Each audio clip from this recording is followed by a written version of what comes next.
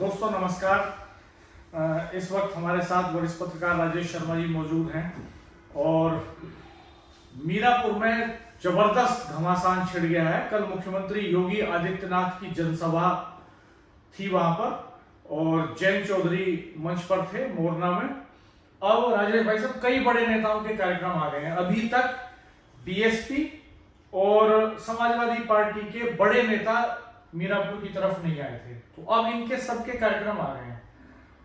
क्या सूचना आपके पास, किस तारीख में कौन कौन आ रहा है, आज किस किस का फुटफॉल वहां पे है? तो सब आज वहाँ पीलीभीत से सांसद है जतिन प्रसाद, आज वो गए हैं और मीरापुर के जो ब्राह्मण बाहुल गांव है, लगभग 5 गांव में उनकी सभा है छोटी छोटी, वो वहाँ बात करेंगे, सबसे संवाद करेंगे। दूसरा जो सपा प्रमुख है अखिलेश यादव, उनका 16 नवंबर को प्रोग्राम लगा है। ककरोली गांव पड़ता है, जानसठ और मोरना के बीच पड़ता है, तो ककरोली गांव में भी जनसभा है 16 तारीख की। दूसरा अभी तक आप सब देख रहे होंगे कि जो कैराना की सांसद एक रासन कहा तो गया था कि स्टार प्रचारक है, पर अभी तक कोई दौरा नहीं किया आज तक। तो कल शाम को मीरापुर में एक रासन की मीटिंग रखी गई है और एक गांव में हरिंदर मलिक की मीटिंग रखी गई है। ये भी कहा गया है कि जो सहारनपुर के सांसद हैं इमरान मसूद साहब, उनका भी प्रोग्राम आने का है। उनका प्रोग्राम सिकंदरपुर और मीरापुर गांव में उनकी सभाएं लगेंगी। हालांकि अभी कोई ऐसा रिकॉर्ड नहीं है, अभी कहा है फॉर्मली, अभी कोई ऐसा रिकॉर्ड मतलब ऐसी सूचना है कि चर्चाएं हैं, ऐसी डिमांड हो रही है कि भाई पर आप देखो ना, जैसे लगातार जैन चौधरी लगातार यहाँ भाई एक वो आते हैं, अभी 3 दिन पहले 4 दिन पहले, तो उस दिन 4 गांव में सभा करते हैं। कल मुख्यमंत्री के साथ में राजनीतिक प्रमुख होते हैं, उनकी सभा होती है। तो अब मीरापुर पूरा पॉलिटिकल रंग रंग गया है। हाँ, कल उन्होंने ये भी कहा कि मैं फिर आऊंगा। तो मुझे लगता है कि जैन चौधरी हो सकता है कि 10-12 गांवों में और सभाएं कर रहे हैं। बिल्कुल बिल्कुल क्योंकि अब पूरा घमासान मच गया है। सारी मुख्य पार्टियों के बड़े नेता, चंद्रशेखर आजाद लगातार लगे हुए हैं, समाजवादी पार्टी के खेमे से अब नेता एक्टिव हो गए हैं, अखिलेश यादव का कार्यक्रम आ गया है, लेकिन बसपा का प्रोग्राम अभी शायद नहीं आया। अभी बसपा का प्रोग्राम और रिकॉर्ड नहीं आया। हाँ, कि बहन जी यहाँ जनसभा करेंगी कि नहीं करेंगी। जो बसपा का कैडर है अपना वही चुनाव लड़ा रहा है, वही प्रयास कर रहा है प्रचार प्रसार में, लेकिन अभी बहन जी का या आकाश आनंद का इनका कोई प्रोग्राम नहीं आया। प्रदेश अध्यक्ष अभी नहीं आए। सियासत के रंग भी अजब गजब हैं। अभी मुनकाद अली साहब के बेटे की शादी का एक फंक्शन था हाल ही में, तो बीजेपी के तमाम बड़े नेता, मुनकाद अली पुराने नेता हैं, मेरठ के किठौर में रहते हैं और बसपा सरकार में तो एक तरह से मिनी सीएम की तरह रहे हैं वो। तो राजनीतिक रिश्ते होते हैं हर पार्टी में एक दूसरे में जाके, लेकिन भाजपा के तमाम नेता जो है वहां मौजूद थे और सबने अपनी अपनी वॉल पर तस्वीरें शेयर की हैं। कैंट के विधायक अमित अग्रवाल ने, शाहिद अखलाक साहब ने, तमाम बड़े नेताओं ने बीजेपी के। और सोर्सेज ने तो मुझसे ये भी कहा कि एक खेमा बीजेपी के भीतर भी ऐसा है जो थोड़ा असंतुष्ट है, वो अभी वहां जा भी नहीं रहा है और उसकी निगाहें इस पे लगी हुई हैं कि ये यहाँ पे कुछ हो, यहाँ पे सीट फंसे तो कुछ बातें बदलें। तो ऐसे नेताओं की खास मौजूदगी चर्चा का विषय है कि ऐसे नेता काफी संख्या में मुनकाद अली साहब के वहां पे थे। हालांकि रिश्ते होते हैं, संबंध होते हैं, रिश्ते नाते निभाता ही आदमी, हर जगह राजनीति नहीं होती, लेकिन राजनीति में प्रतीकों का बड़ा महत्व है, संकेतों का बड़ा महत्व है। कौन किससे मिला, कौन किस जगह बैठा, किसको किस नंबर पे भाषण देने के लिए बुलाया गया, ये तमाम सारी बातें। तो कौन नेता आ रहे हैं, कौन नहीं आ रहे हैं।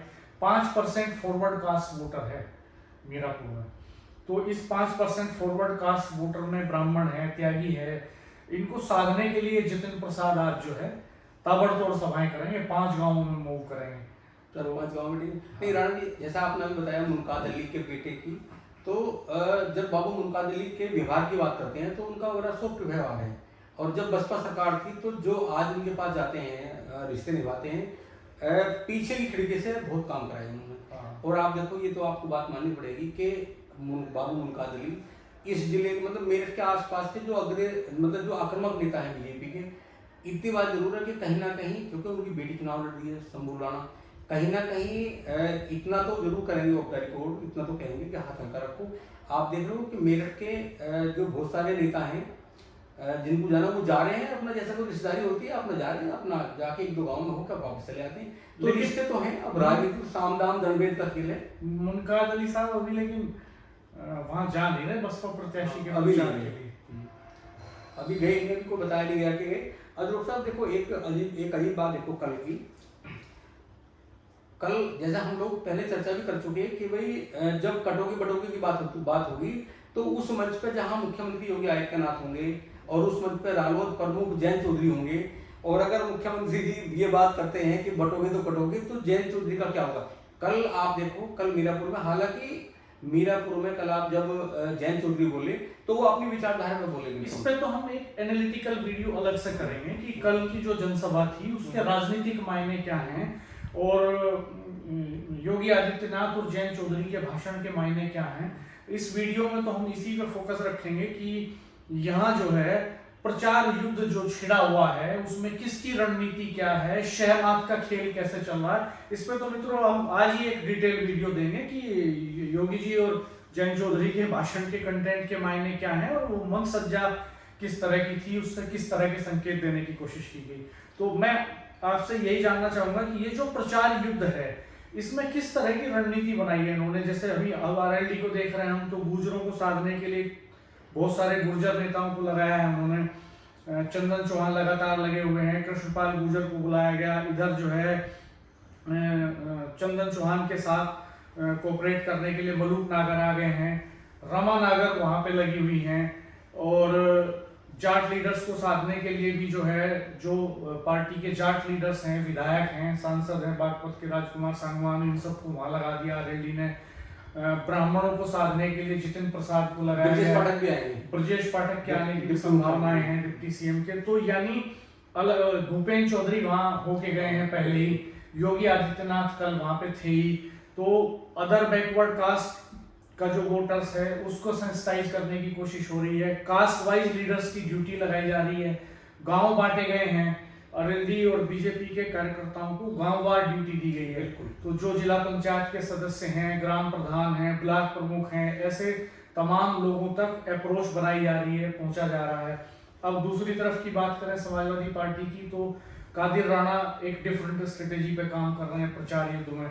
वो भी अब तक उनका संकट ये था कि वो बड़े नेताओं को नहीं लेके आ पा रहे थे, और सुम्बुल राणा जो है कैराना की एमपी इकरा हसन की तरह का इंप्रेशन नहीं दे पा रही है अभी चुनाव में, क्योंकि वो बहुत वोकल नहीं है। इकरा तो विदेश में पढ़ी है, एक बड़ी लीगेसी, पॉलिटिकल लीगेसी उस फैमिली की है, पढ़ा लिखा परिवार है, मुनव्वर हसन साहब सारे सदनों में रहे, तो उस मामले में उतनी स्ट्रॉन्ग सिंबल उतनी स्ट्रॉन्ग नहीं है जितनी इकरा है, जो शुरू में हमें लग रहा था कि शायद इकरा के पैटर्न पे निकल सकती है। उनका ड्रेसिंग सेंस जरूर इकरा वाला आया है, लेकिन वो अभी वोकल नहीं है, लोगों के बीच में पेनिट्रेट नहीं कर पा रही है। तो इंप्रेशन यही आ रहा है कि साहब कादिर राणा ही चुनाव लड़ रहे हैं।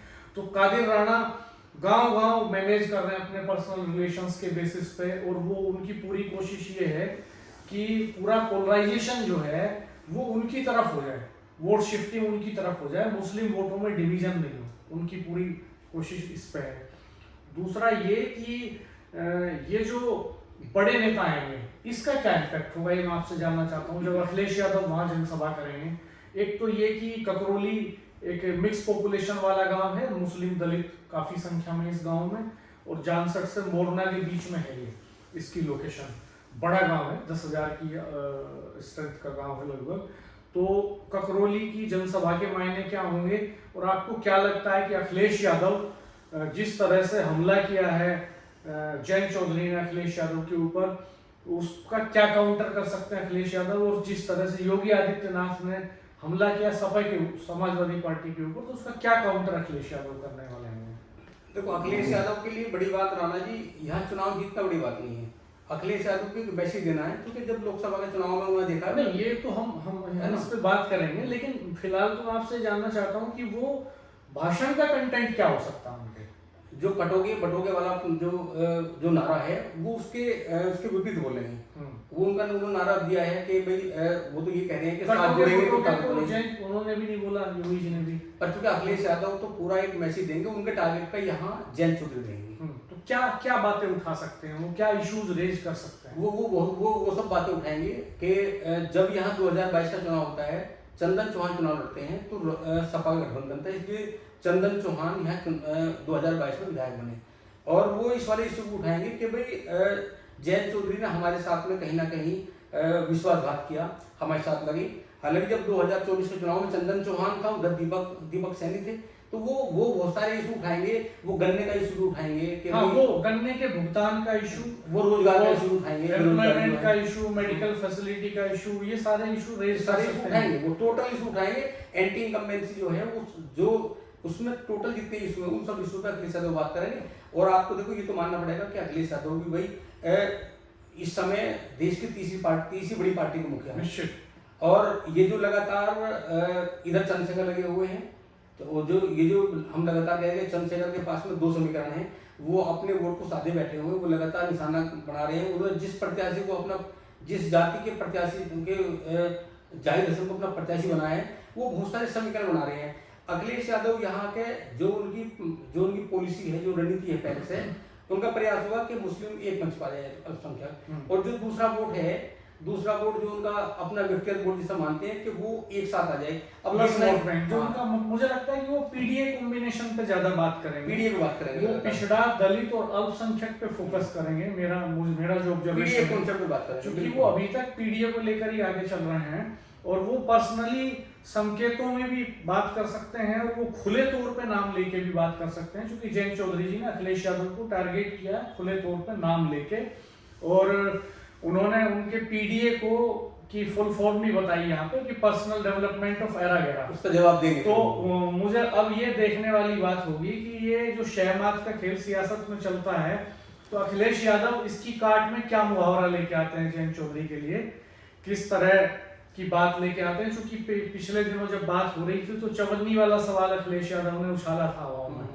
तो अब वो कोई ना कोई लगाए होंगे, उन्होंने भी रणनीतिकार, भाषा के जानकार, राजनीति के मुहावरों के जानकार लगे होंगे इस बात में कि जयंत चौधरी जी का और योगी आदित्यनाथ जी का भाषण यहाँ का उन्होंने सुना होगा निश्चित तौर पे। आने से पहले नेता बड़ा होमवर्क करके आते हैं इन सारी चीजों पे, और अब तो पैटर्न बदला है पॉलिटिक्स का काफी। पुराने नेता तो लोग लगा देते थे उस समय, चूंकि सोशल मीडिया होता नहीं था, तो वो नोटिंग करके पूरी डिटेल भेजते थे किसने क्या कहा। अब तो सेम डे अभी एक जनसभा एक नेता की हो रही है तो दूसरा सुन के उसको अगले में जवाब दे देता है उसका, जैसे राहुल जी और मोदी जी के बीच ये खेल चला। तो मुझे लगता है कि वो जरूर लगे होंगे, ये देखने वाली बात होगी कि ये वो किस तरह से अटैक करते हैं। और जो योगी जी ने सवाल उठाए हैं, खास तौर पर लॉ एंड ऑर्डर का सवाल, 2013 के दंगे का जिक्र करते हैं योगी आदित्यनाथ जी, और वो ये भी कहते हैं कि तब सपा की सरकार थी, वो सत्ता और शासन चलाने में मशगूल थी, तो इन सवालों का जवाब वो कैसे देते हैं, ये देखने वाली बात होगी। और ये भी एक सवाल योगी जी ने वहां उछाला, उन्होंने कहा कि समाजवादी पार्टी की जो प्रत्याशी हैं, वो जो है वो का जो प्रत्याशी है वो मुजफ्फरनगर दंगों का सरगना है, इस तरह का डायलॉग उन्होंने वहां कहा। हालांकि सुम्बुल राणा के खिलाफ कोई केस नहीं है, तो इन सब का काउंटर कैसे करेंगे अखिलेश जी, ये देखने वाली बात होगी। डॉक्टर साहब मेरी बात हुई, मैंने पूछा कि अखिलेश यादव 16 को क्यों आएंगे। हाँ। कल जयंत चौधरी आए, मुख्यमंत्री आए, तो इतना गैप क्यों है, 8 दिन बाद क्यों आएंगे। हाँ। तो उन्होंने कहा कि वो रणनीति के साथ आएंगे, ऐसे थोड़ी आएंगे। तो हमें लगता है जो उन्होंने बताया कि तमाम जो मुस्लिम बड़े लीडर हैं, सपा के बड़े लीडर हैं, 10 तारीख के बाद वो तमाम लोगों को मीरापुर उतारेंगे। और ये जो हम बात कर रहे हैं ना, वो जो पहले बात की कि जाति के मामले की मुस्लिम समाज में भी अगड़े और पीढ़े की बात होगी, हमें लगता है कि इस बात का उन्हें इतना इल्म है, इन्हें पता है कि वहाँ बंटवारा हो सकता है। तो कहीं ना कहीं 16 तारीख 8 दिन बाद मुख्यमंत्री रैली का 8 दिन बाद रैली करने का मतलब है कि इस बीच में बड़ा होमवर्क करेंगे, और जो पीडीए की फुल फॉर्म बताई थी जयंत चौधरी साहब ने, उसका वो जवाब देंगे पुख्ता। वो सोच भी लिया होगा, वो जो उन्होंने बताया था कि जो पूरा नाम था, ये देखने वाली बात है। अब इसमें एक महत्वपूर्ण बात ये भी रहेगी कि योगी जी और जयंत चौधरी जी तो जिक्र नहीं कर रहे हैं चंद्रशेखर का, नाम नहीं ले रहे हैं, मायावती जी का नाम नहीं ले रहे हैं, तो क्या अखिलेश यादव इनका नाम लेते हैं कि नहीं लेते हैं, ये भी देखने वाली बात होगी। और जिक्र करते हैं अगर वो अखिलेश यादव चंद्रशेखर का और बहन मायावती का, तो वो किस संदर्भ में करेंगे, क्या इशू रेज करेंगे, क्योंकि उनके कैंडिडेट की जो मुश्किलें हैं, वो ये तो एक ट्रायंगुलर जैसी फाइट बन रही है वहां पे, चंद्रशेखर के कैंडिडेट की, सपा के कैंडिडेट की और अरविंद के कैंडिडेट की, तो वो तो चर्चा नहीं कर रहे, और ये इधर चर्चा क्या करते हैं ये भी देखने वाली बात होगी। इस पर लोगों की निगाहें लगी हुई है।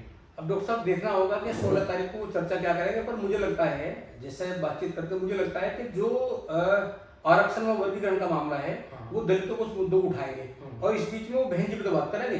हमें लगता है कि चंद्रशेखर पे वो नहीं बोलेंगे, उनके निशाने पे आरएलडी भाजपा रहेगी।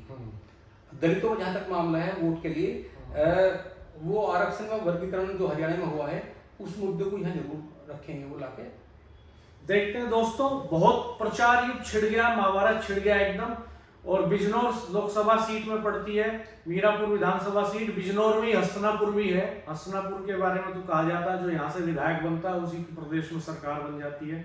तो हस्तिनापुर से महाभारत के युद्ध की शुरुआत हुई थी, अब मीरापुर में प्रचार युद्ध छिड़ा हुआ है। आप कमेंट बॉक्स में बताइएगा कमेंट करके कि आपको क्या लगता है इस प्रचार युद्ध में कौन 21 पढ़ने जा रहा है, ये आप बताइएगा।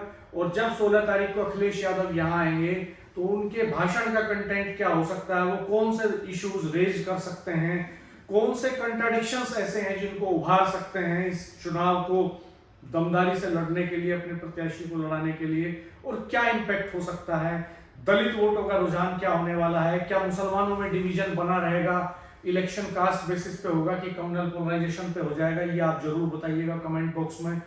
धन्यवाद, नमस्कार, चैनल को सब्सक्राइब कर दीजिएगा।